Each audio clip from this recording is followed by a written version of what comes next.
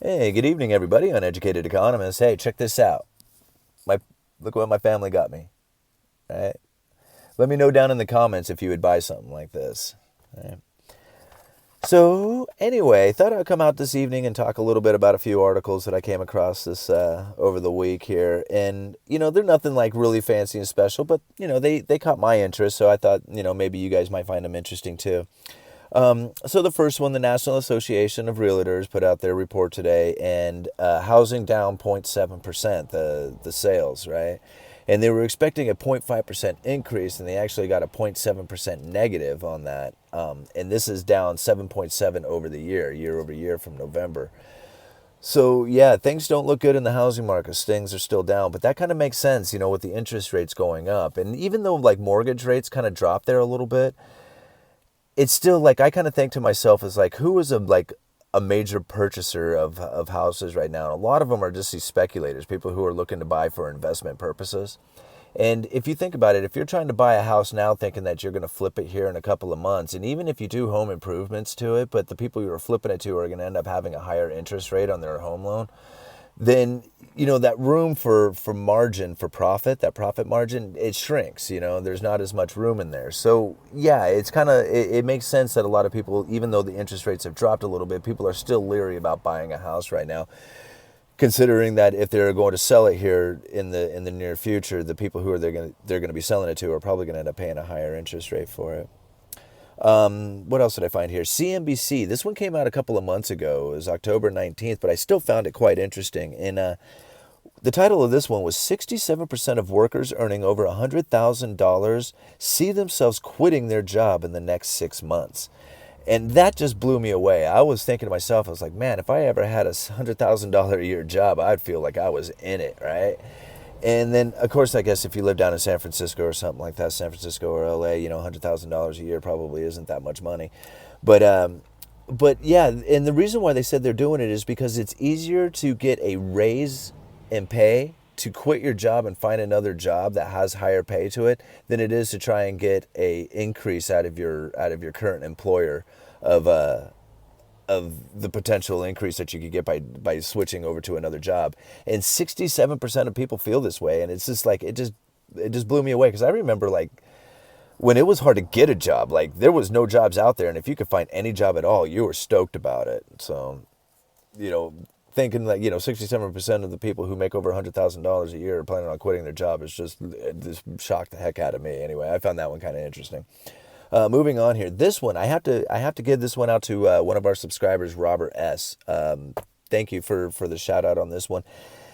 I don't know. I still got to do a little bit more reading on it. I just kind of caught a little brief article on it, but it goes like this: Chinese scientists have turned copper into a material almost identical to gold. So apparently, you can use electrically charged like argon gas and nail copper with it, and apparently give it the same properties as gold.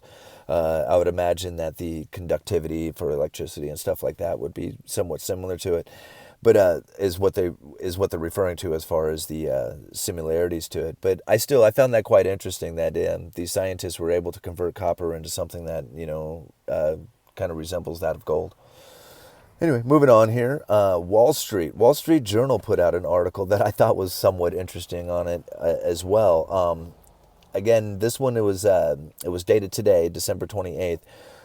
Swamped with inventory, U.S. companies turn to mobile storage. So, I guess right after the tariff announcements that there's going to be these huge tariffs from China come the new year, a lot of people like built up their inventories in preparation for this tariff that was going to come in, which subsequently ended up getting postponed till April. But anyway, people still built up their inventory, so they had like this huge inventory buildup just before Christmas came in, and then again they build up for the Christmas season, and then from what I guess happens after that is that there's ends up being another inventory issue where returns, and that returned items coming back to stores and coming back take up 20% more room than items going the opposite way, which kind of makes sense because if you think about it, if you take like a pallet of TVs or something, and you could put like 15 TVs on this pallet, but then if you get like a TV returned and a microwave returned, and you have like a chair returned or something to like